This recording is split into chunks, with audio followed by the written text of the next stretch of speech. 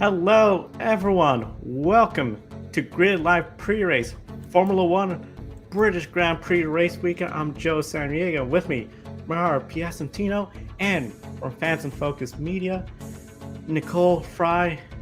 Very big weekend. British Grand Prix, Silverstone, one of the best races every year for Formula One. And of course, Nicole, Mara, thank you both for being on the air today.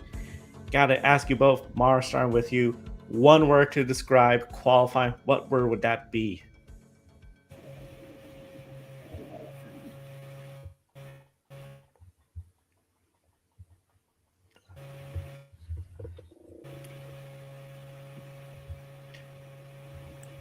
Appears we might have some technical difficulties. We'll come back tomorrow. Nicole, if you had to describe F1 in one word, the qualifying session, what word would that be? Oh, I think for this weekend, at least, and for this qualifying at Silverstone this morning, it would have to be unexpected. I think that's the word I would choose. Unexpected, surprising. Yeah, it's something else. And a big thank you to all our Patreon investors, Colin, Michelle, Mark, Robin, David, and Matthew, for investing in the Grid Network each and every month. You too can invest in the Grid Network right here on the Grid Patreon. Link in the video description. And of course, buy me coffee, YouTube super chat to help us stay on the air throughout the year as well. And of course, one of the big things, we just want to give a big thank you to everyone that tunes in week in and week out right here. Subscribe, hit that bell icon. So overall, you can enjoy all our programs right here. And Nicole, Mara, I got to say, what a qualifying session we saw. It looked like it was going to be Ferrari, McLaren battle all the way through. Lewis Hamilton was the fastest in the first practice session, then Lando Norris in the second. Charles Leclerc in the third practice session. I was like most people, I thought it was going to be Oscar Piastri potentially getting the pole, but he could only come home with second place because on the pole was a monster lap. We have Max Verstappen, and Max Verstappen, just one of the big things is we saw a lot of great sector times, great strategy when it came to qualifying session, and overall, he just knows how to bring out a big, fast lap, get the pole, but he is greatly outnumbered, Nicole. So when it comes to, we have essentially the two McLarens behind him. Then you got two Ferraris, then two Mercedes. I have to ask you, can Max Verstappen win tomorrow if everyone, such as himself, the Red Bull team, and if the McLaren, the Ferraris, and the Mercedes all have mistake-free weekends? Can he hold off all those drivers and get a win? It's such a tricky question because it also, there's so many factors at Silverstone. There's no straightforward race at Silverstone anyway. Like, this is not an easy track. This is a track that continuously tests the drivers and the teams with their strategy and with their driving abilities. And even if Max and everyone else has a perfect race tomorrow, I think he could still win. But I think it's not going to be a comfortable win. I think it's going to be a challenging win, which I don't think would be a bad thing for Max Verstappen or Red Bull, but it's definitely going to be the first time in a long time where I think they're kind of scraping for every little second they can get in every single sector, because this track is going to challenge everybody, including Max. So it's going to be very interesting. I don't see a race in which it's completely mistake-free because Silverstone isn't kind in that manner, but we'll see. Maybe we'll have the first race at Silverstone in quite a while where we don't see any mistakes and no DNFs or no safety cars. That'd be a bit nice surprise if we don't have any safety cars. A straightforward race, as you said, it could be very unpredictable. Mara, no, we got a little bit of technical difficulties, but overall, can Max Verstappen win tomorrow?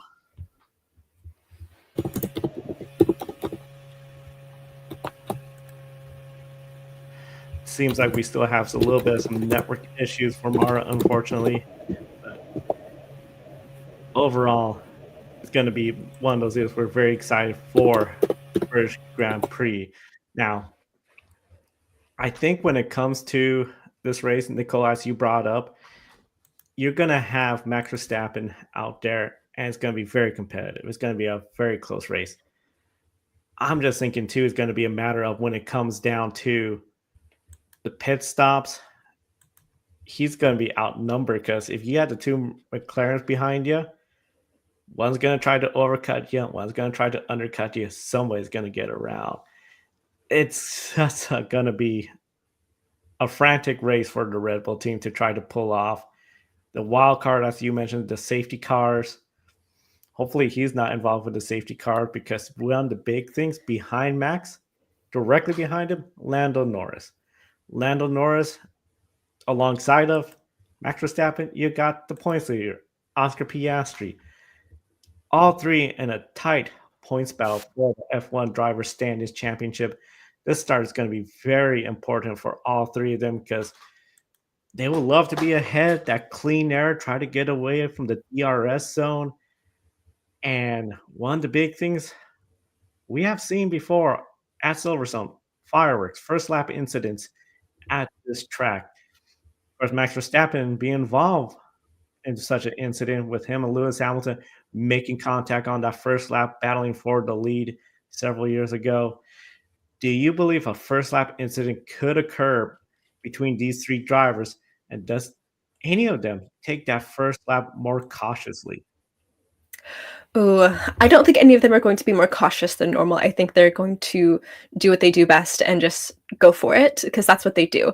Um, as far as these drivers are concerned, I don't necessarily think that there's going to be any incidences either, though I wouldn't completely count it out, especially at Silverstone. And I think the most likely scenario we see is not necessarily one of these top drivers making the mistake, but rather mistakes happening behind them in the field, possibly with some of the rookies who are still kind of adapting to this track, because some of them haven't really spent a lot of time here before, and that causing kind of like this chain reaction in which our front runners are then affected. I can definitely see a first lap incident occurring. And possibly even bringing out a safety car, depending on where it happens.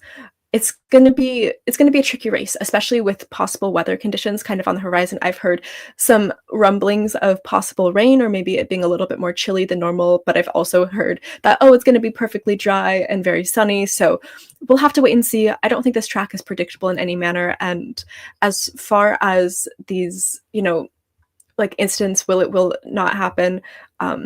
It's going to be interesting to see who potentially makes those mistakes, but I don't think it's going to be any of our front runners.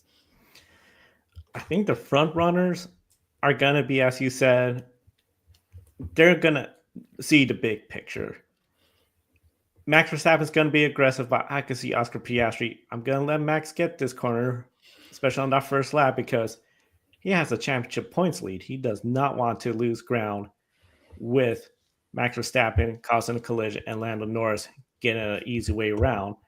Zach Brown will really hope they all take it a bit cautiously, so all two of his McLaren come back, start that second lap. So I am pretty excited to see how this is all going to shape up. But back in the pack, especially Oliver Behrman, qualified eighth, but free practice three. What a mess. I mean, red flag after issue, then the grid penalty. I'm hopeful he's okay. Gotten all those rookie, maybe it was rookie nerves, first time doing this at Silverstone or what, but I hope it's all out of his system and has a good, clean race because it looks like he could potentially have a fast car all race long, which for his home country race, that's always a good feeling. A lot of eyes will be following him, but most of the eyes, in fact, everybody really, Lewis Hamilton, his first race at Silverstone with the famous Ferrari team. First year without Mercedes power at that track. I mean, his entire career from McLaren to the Mercedes, all been powered by Mercedes. But now Ferrari, of course, last year, the big announcement that everybody knew last year that was going to be his last time driving in the Silver Arrows car. Fastest in the first practice, fastest in Q2. I thought he was going to be able to pull it off, but then it just did not come his way, falling down to essentially one of the big things. Lewis Hamilton, sixth place is like, well, boy. I mean, sixth place in the standings, in qualifying, fifth place ahead of Leclerc. I got to ask, he is such an accomplished driver, a legend in F1, no doubt. But Nicole, do you feel like there might be a little bit of pressure on Lewis Hamilton, home country race, I got to do good for everyone here. You got George Russell starting ahead of you, alongside of you. I want to outperform my old team. Do you think he's putting more pressure on himself? I do think that he's probably putting a little bit more pressure on himself just because he has such a history with this track. He's done so well at Silverstone. Like this is truly his track here. But the other thing to consider is I think not only will Lewis Hamilton be putting a lot of pressure on himself potentially, but I think he's going to be putting even more pressure on Ferrari because he has a wonderful comparison, basically saying that, hey, I left Mercedes for you.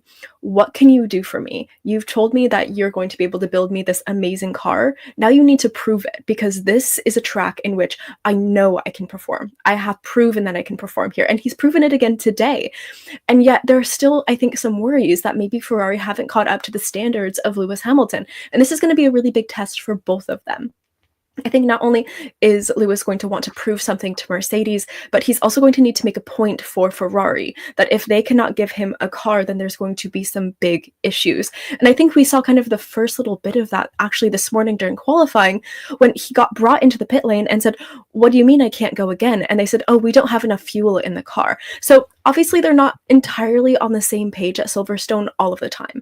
And while I think it's really hard to do that between a driver and a team, I do think that there's probably going to be a lot of big conversations happening because there is a lot of expectations and a lot of precedent set for both of these teams and both of these drivers at this track between Mercedes and Ferrari. This is going to be the first time in quite a while where I think they're truly competitive against one another this season. It seems like this is going to be the weekend because most of the time Lewis Hamilton was ahead of Leclerc throughout the race weekend. That was a bit of a surprise for me when he did ask, "Can I do one more lap? Could we do one more lap?" No. Why not? There's plenty of time. We don't have to fuel. Yep. Oh. So the chemistry that has to be there between them. I would love to see Lewis Hamilton go out there, get a podium. I think that would be a feel good story, especially if you have already a Lando Norris on the podium, potentially a race winning contender, to have two British drivers. Realistically, maybe do you think a British sweep if we had Lando, Hamilton, and Russell all on the podium? Do you think that's a possibility, Nicole? I do. I don't think it's out of the question. I think it would be a very specific type of race that has to play out in order for that to happen. We're going to have a couple crashes, a couple safety cars, most likely, or at least a couple of DNFs. But I don't think it's out of the equation entirely. And I think it just goes to show how close some of these teams are running because the margins that we have between like first place pole and ninth place are so tiny that really all it takes is a single mess up in a single corner. And the entire race layout has changed for everyone.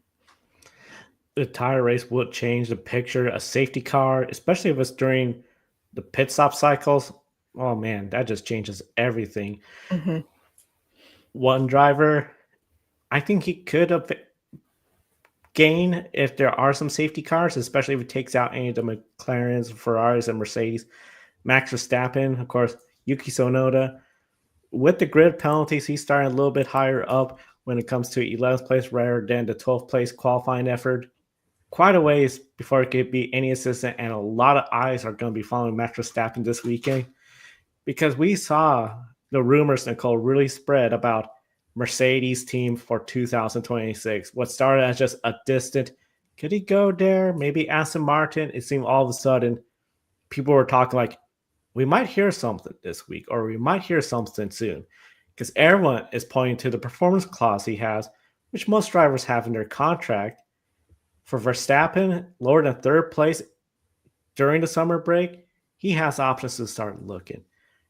ESPN.com, Nate Saunders reported that Christian Horner said Red Bull must be ready for Max Verstappen exit. However, emphasizing he's talking about much later rather than sooner, just whenever that occurs.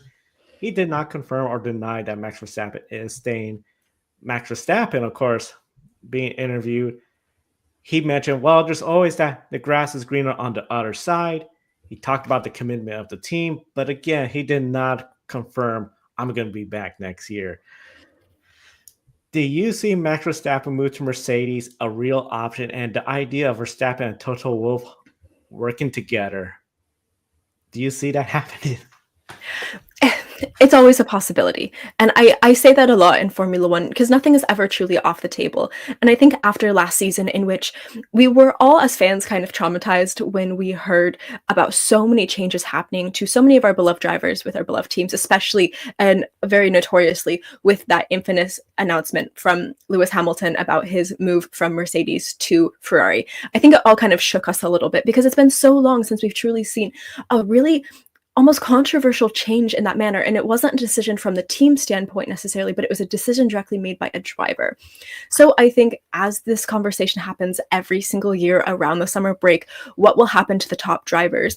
I think everyone is kind of being a little bit more hesitant and a little bit less confident in our ability to say, oh, he's never going to go anywhere else. He's been there forever. Because we know that's not true anymore. We know that these drivers are not scared to change teams, even if they've been there for decades. And while I don't think Max is necessarily going to be moving to Mercedes or really even wanting to move to Mercedes, I do think conversations are being had because, of course, they are.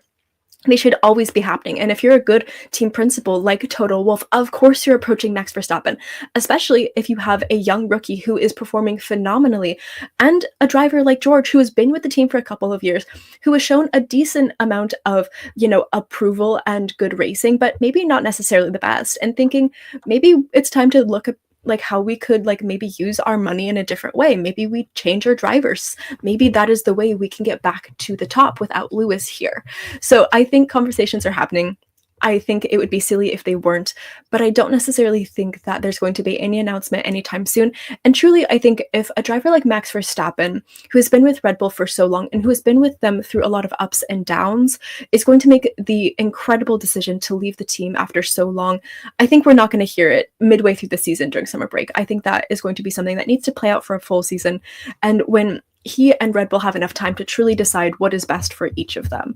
So I think we still have a little ways to wait if we're going to hear anything from either side, but I definitely think that Mercedes is loving these conversations because, of course, they want to have Max Verstappen because every single team does. Every team wants to have Max Verstappen. I mean, earlier it seemed like, especially in the offseason, the thought of him to Aston Martin became a bit, well, that could happen. Now, the Mercedes discussions are picking up. And of course, they're in England, Great Britain. The media is all over it. Mm-hmm. Little bit of a distraction. The way Max Verstappen qualified, I felt like that was almost a statement to everyone like, I still got it. Mm-hmm. With that said,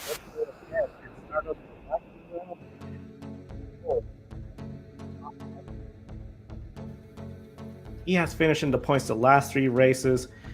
Can he make it into the points for making a 4 consecutive race? Oh, I'm going to say no. I don't think he can do it. I'm going to agree with you. I mean, yeah, we got potential safety cars, but I just think the way Silverstone is and that Sauber, I just don't see that happening. Franco Colapinto, race-by-race deal. Q1 spun into the gravel, was done for. His best finish is 15th this year. Does he finish better than 15th? Oh, with a safety car, yes. Without a safety car, probably not, unfortunately. I agree, unless he brings out the safety car, then he will not be finishing better than 15th. Oliver Berman. 2 incidents in free practice 3, 10th place grid penalty, starting 18th though. Great car, it seems. You believe this penalty was too harsh?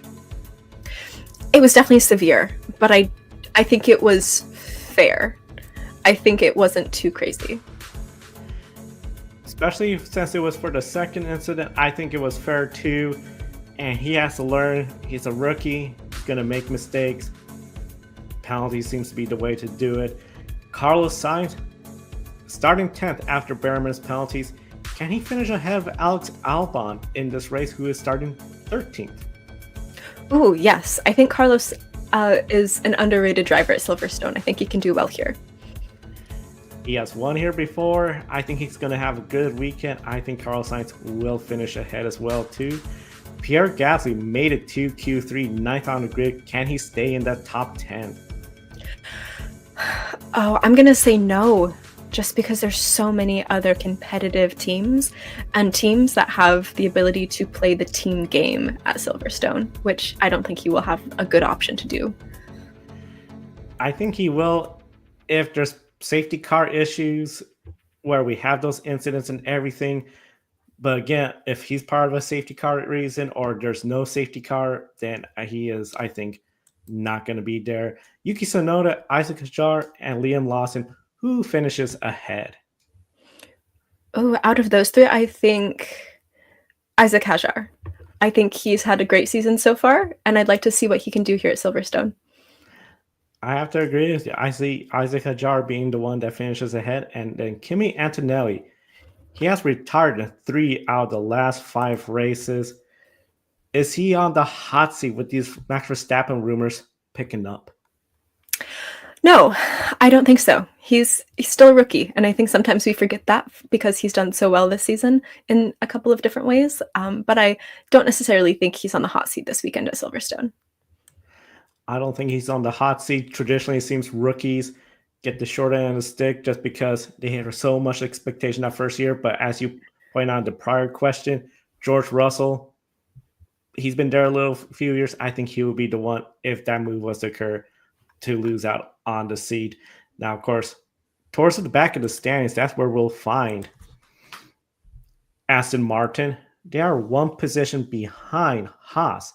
Now, many anticipate Aston Martin to be strong in 2026, but they have been struggling. I mean, qualifying Lance Stroll again, starting towards the back. Fernando Alonso, the saving grace, making it to Q3. And we remember initially there was rumors that Max Verstappen would go to Aston Martin in 2026 because he'll be reunited with Adrian Newey, potential replacement for Lance Stroll. Also, the Honda power units. Honda, of course, doing a lot of good with Red Bull. But now, is that less likely to occur with Aston Martin's performance? And is being behind Haas in the constructors an issue for that team? Oh, this is such an interesting question because I think it is a very twofold question. I think that as far as any driver changes happening at Aston Martin, it is relatively likely. I think that's something they're definitely looking for, and they're looking forward to for 2026 because the regulations are going to be so different. And you are really going to need a very particular type of driver with these 2026 regulations, especially during the first year. And I think that while we don't really see a lot of the behind the scenes from the Aston Martin drivers these days, they're going to have to be very clear about what they're communicating to the team and how the team can use them moving forward to the benefit of the team and not just to the benefit of the driver. As far as them being in the standings behind Haas, I do think it is going to affect them as far as, wind tunnel time, money in general. Like, being behind Haas is a relatively big deal, especially for some of these back markers. And going into a new season with new regulations, potentially where you're going to have basically an overabundance of crashes, potentially a lot of adjustments being made last minute with drivers and teams alike getting used to these new regulations. I think now more so than most seasons, being ahead in the constructors can be very beneficial. On the other side, you can also look at this from, and which I'm sure Adrian Newey is doing, from kind of this flip perspective of, okay, if we're behind them in the standings, what does this actually mean? We might not have as much money, but can we source that from other places? Does it mean we have more wind tunnel time? What can we do with that wind tunnel time that benefits us in the long run? So it's kind of this really big what if question. And I am definitely not an Adrian Newey, so I don't really know what the answer will be and how this team will kind of approach this situation with the new regulations and potentially new drivers. I think they're looking at every angle of this, and I think it's going to be kind of like a Tetris game as far as like what can they fit where and how can they best use this to their advantage, whether it was intentional or not. And I wouldn't be surprised if in many ways Aston Martin and potentially even Haas and some of these other backfield teams are looking at this year already and thinking, okay, 2025 season, it's a wash. We're not going to change anything. We're not going to adjust. We're just going to say that maybe this isn't our year. We're going to deal with it and we're going to move forward. And so we're going to have to wait and see. I do think there's consequences either way, but I also think that just because there's some consequences maybe that have negative connotations, like, less money up front from the Constructors' Championship, I don't think necessarily it's a bad thing. I think it's just all about how you use the resources you have allotted to you next year. Adrian Newey, give him extra wind tunnel time. He'll take it. He'll use Yes. the most out of it. And wouldn't surprise me if maybe Aston Martin's like, okay, so we get a little extra wind tunnel time and a little extra money. That's not the end of the world if we could come out a little bit stronger in 2026 with these new regulations. Great insight on that, Nicole. You're looking at Aston Martin, of course, I think in general they'll always love to see a British driver in that team. Of course, in this field, you got Lando Norris, gonna be McLaren for a while. George Russell, future a bit up in the air. Lewis Hamilton, Ferrari, Oliver Behrman with Haas. Let's see what he could do. And all of them made it to Q3. What an effort! But of course, Oliver Behrman demoted to 18th place with that 10th place grid penalty. The chance of rain tomorrow Mhm. in the forecast, but we've seen so far right now on the forecast, little under 20 hours from the race day. We don't see it going above 50% of chance of precipitation, so it could not happen. Norris, Russell, Hamilton, all three would love to get a win here. I know we briefly mentioned about a podium and sweep. Oliver Berman, he'll love to get a win there to a podium, but he's quite a bit behind. Do you see a race on home soil giving any of them an advantage? I almost felt like in free practice 3, I thought the nerves got to Berman when he was making these mistakes. With Silverstone, especially compared to some other tracks that are home tracks for some of these drivers, I do think there is such a thing as a, home soil, home field, home track advantage. I think that is very real. And it was very interesting, even listening to the international broadcast this morning. And I believe it was David Coulthard was saying that when you're sitting in the car behind your visor, you can feel the crowd. It makes a difference. You can hear what's happening on track. And well, he made some very funny analogies and had some very funny stories about it. I do think that the sentiment is true, is that Silverstone is just different. And I believe this weekend they're expecting 500,000 people to be at the track. So it's an insane atmosphere at Silverstone. It is definitely a fan favorite. It is definitely a driver favorite. And when you have this many drivers who have this as their home race, I think that means that there's even a little bit more chaos and a little bit more pandemonium in the air as far as fans being fanatic. It's going to be very interesting to see what this potentially does, good or bad, to some of our drivers. You could see drivers that are a little bit younger, like Ollie Behrman, who potentially aren't used to that and who feel a little bit more nervous or a little bit more pressure because they're performing in front of not just their home crowd, but also their families and their friends. But then you also have veteran drivers like Russell and Norris and even Hamilton, who basically, I think at this point in their careers can harvest that energy in the crowd and just use it to kind of like fuel their fire a little bit. So it's going to be interesting. I do think home soil advantage is definitely true at Silverstone, but which driver it favors, we'll have to wait and see. Yeah, I can't. I mean, I feel if any of the three up front, Russell, Hamilton, Norris, were to get the lead, that home soil motivation will help all three of them. Behrman, it's just going to be interesting. If he could have a performance like he did in qualifying where he was just fast, near flawless, great.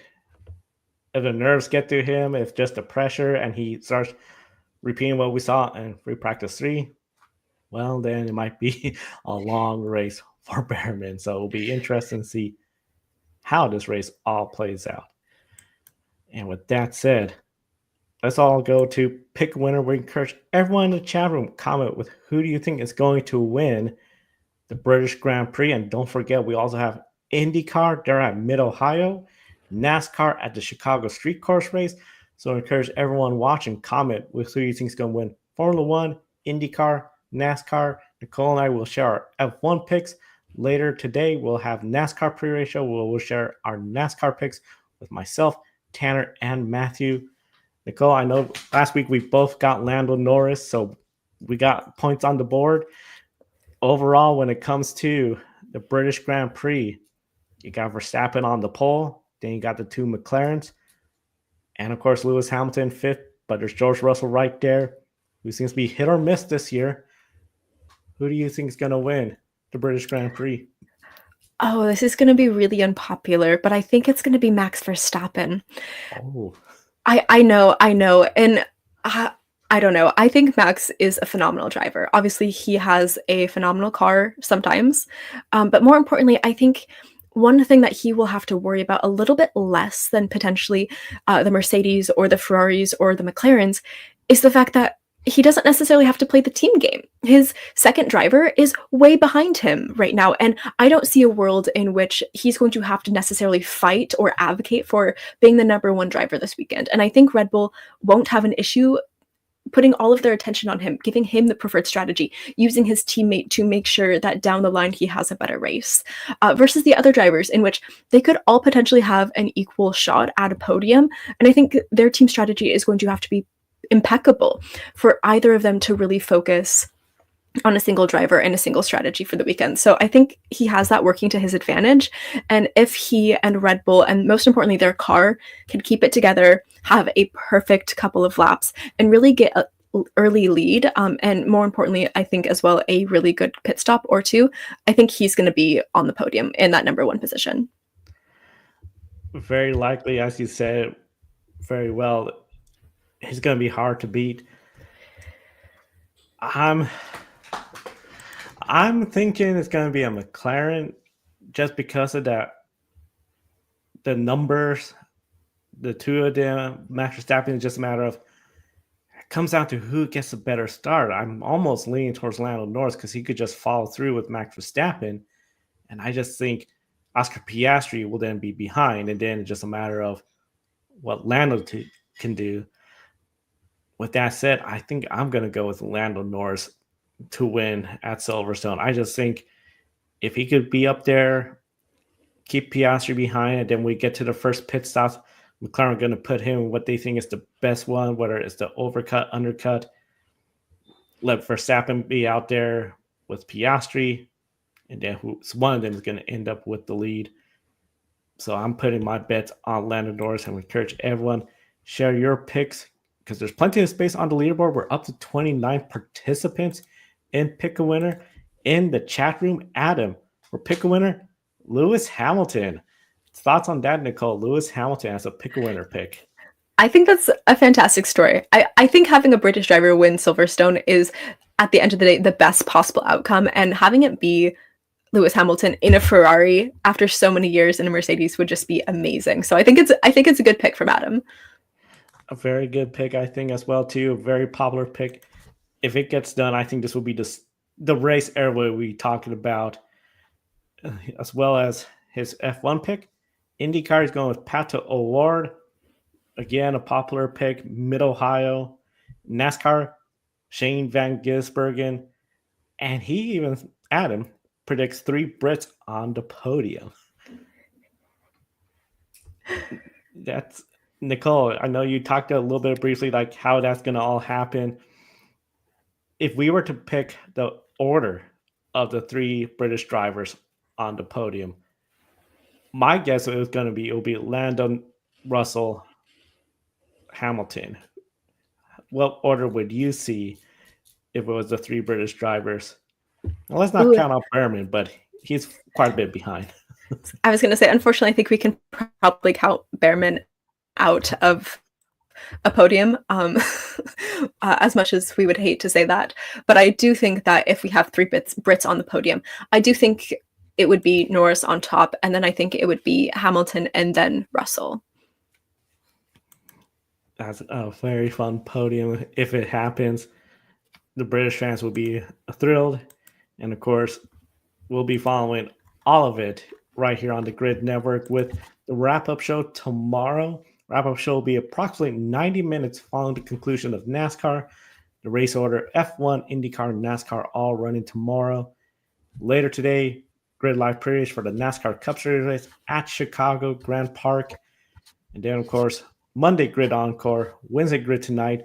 We encourage everyone to subscribe, hit the bell icon because we are following if there's any breaking news anytime about Max Verstappen, his future, Grid Network TV, across social media and our website, gridnetworktv.com. Of course, from Fans in Focus Media, Nicole linked to her TikTok account as well in the video description. Nicole, thank you so much for being on the air with us today.